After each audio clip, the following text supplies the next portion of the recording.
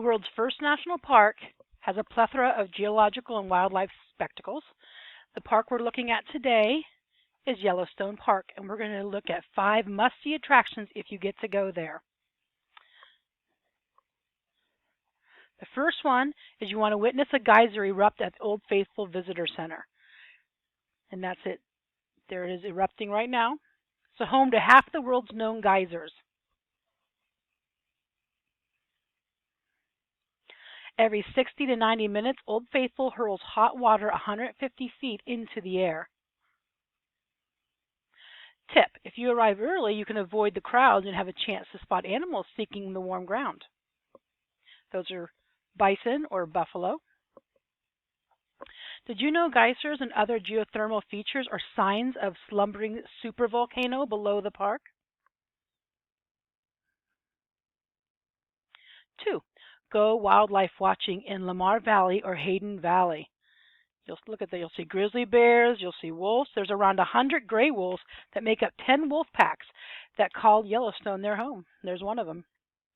Following their successful reintroduction in 1995, because the wolves were almost all dead, now they're thriving again. In July and August, hundreds of male bison display their dominance.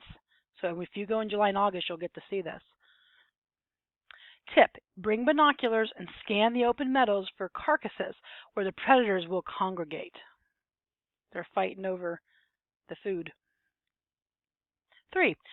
See 3 giant waterfalls at the Grand Canyon of the Yellowstone. This isn't the Grand Canyon, but it's one of their canyons. The biggest, Lower Falls, towers over 3,000 feet, making it almost twice as tall as Niagara Falls. The Yellowstone River dumps as many as 60,000 gallons of water per second over the Lower Falls. Here's a tip: descend 500 feet into the canyon on Uncle Tom's Trail to see and hear the Lower Falls up close. 4. View a rainbow of colors at Midway Geyser Basin. You can see the steam that's very hot. The Grand Prismatic Spring measures 370 feet across, making it the world's 3rd largest hot spring. Microorganisms that thrive in its 160-degree Fahrenheit water tint the pool a vivid red-orange. That's hot. Tip: for the best view of the basin, take a strenuous but short hike up to Midway Bluff. 5. Hike to the panoramic lookout at over 10,000 feet atop Mount Washburn.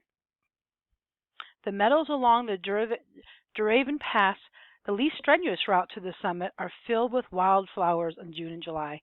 There's bighorn sheep and grizzly bears that can be spotted grazing.